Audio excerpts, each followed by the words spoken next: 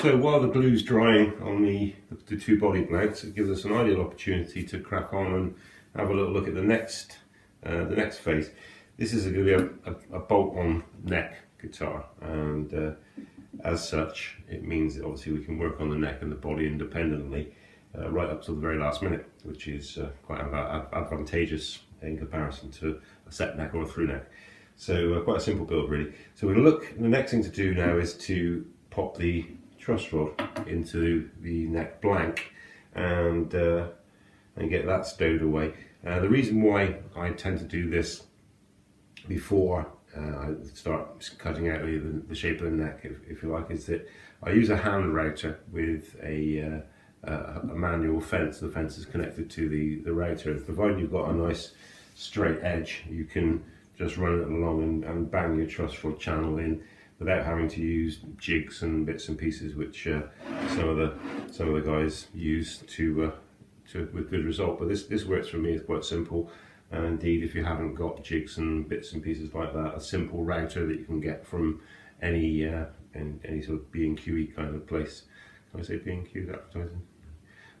Yeah, why not?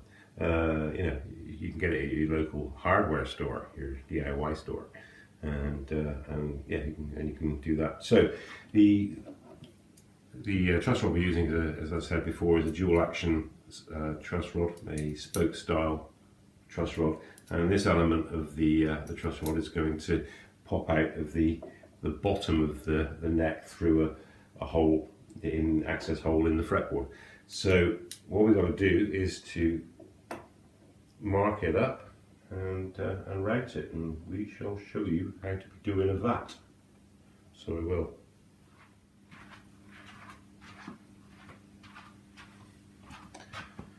Right, the first measurement is really quite simple.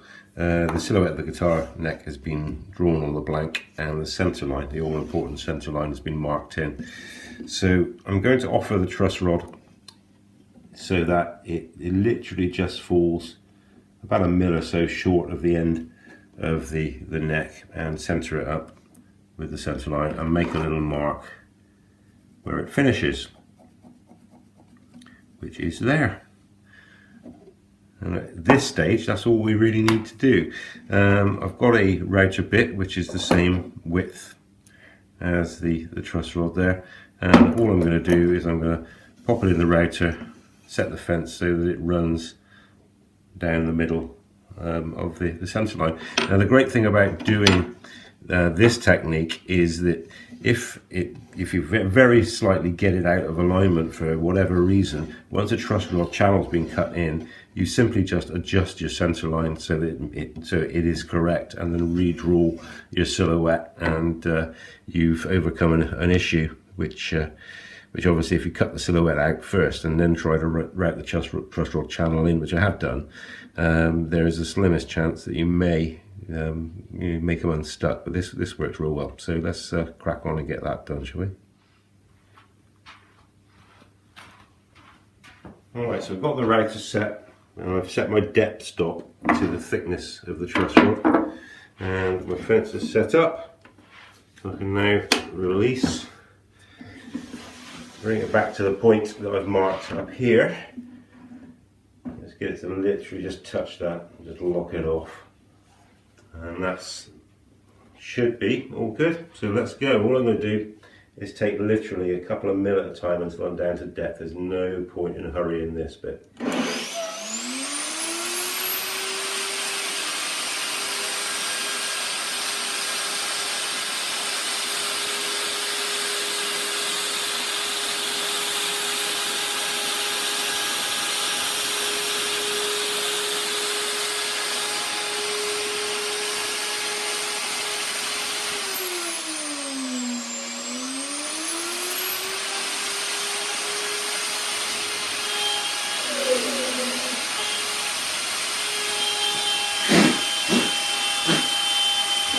Obviously the aperture.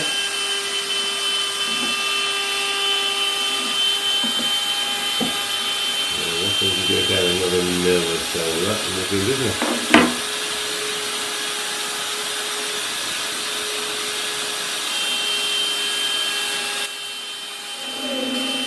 Another thing, never ever be tempted to lift the router off of the work while it's still spinning. 'Tis the route to the dark side.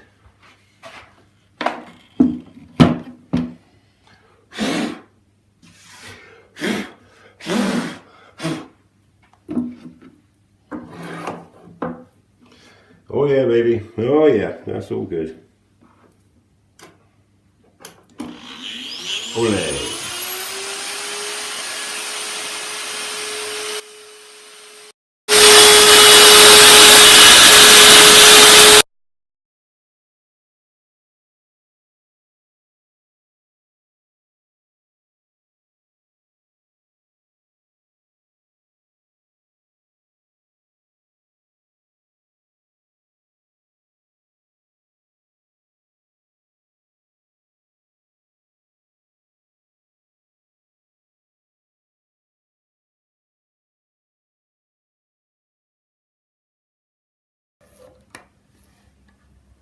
Okay, so that's the truss rod channel dug in now with the router. There's a couple of things that we've got to do.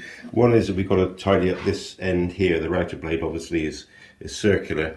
The end of the truss rod is obviously square. So we're just going to get a little chisel and just take the corners out of that slot there just to make it square on the end so the truss rod will slip in.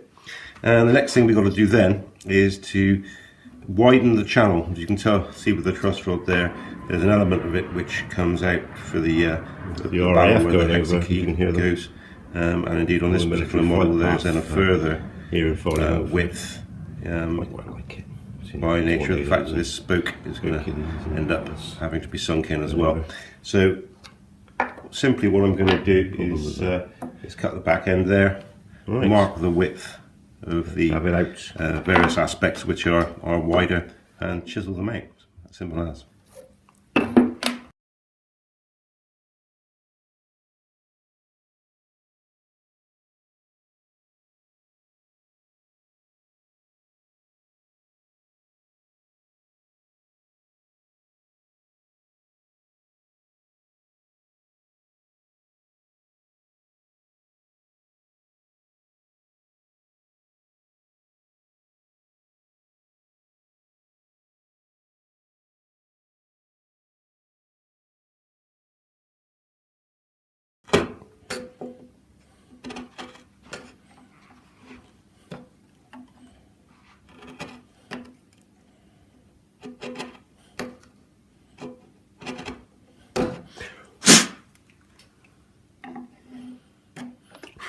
When you're blowing dust out of a slot, don't forget to close your eyes. Oh my goodness.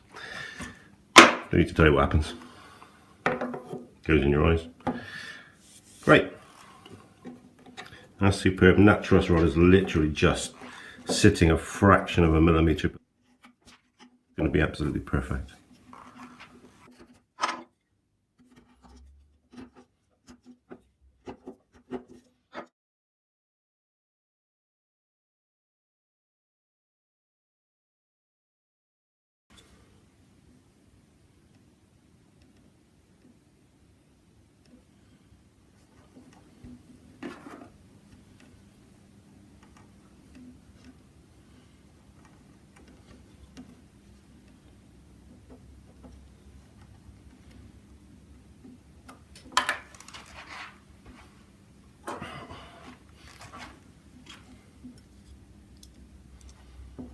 This is why it's a good idea to have the actual items on the bench, because now I'm obviously measuring the 18.9, we've got 19, so let's make it 20 for a bit of space. So we want to go 10 either side of the midline.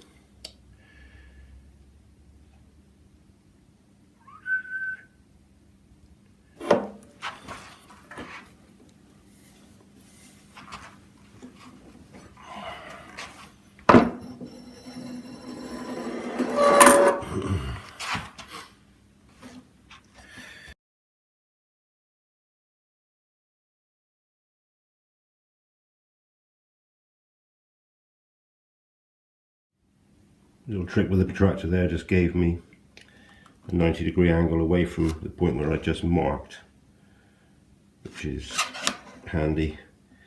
I do love techniques that mean you don't have to measure, just geometry, I suppose the old school name for it would be.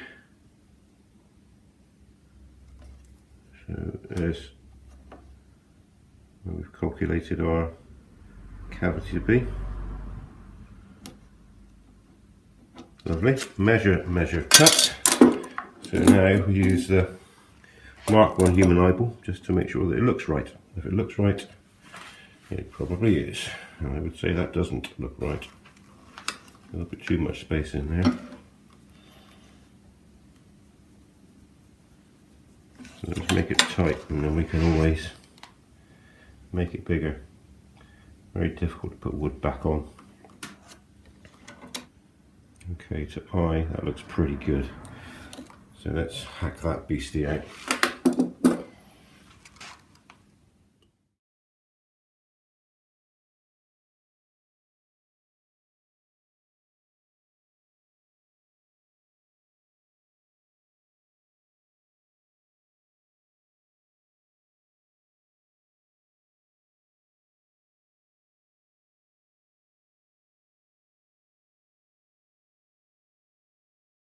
Right then, let's have a little looky.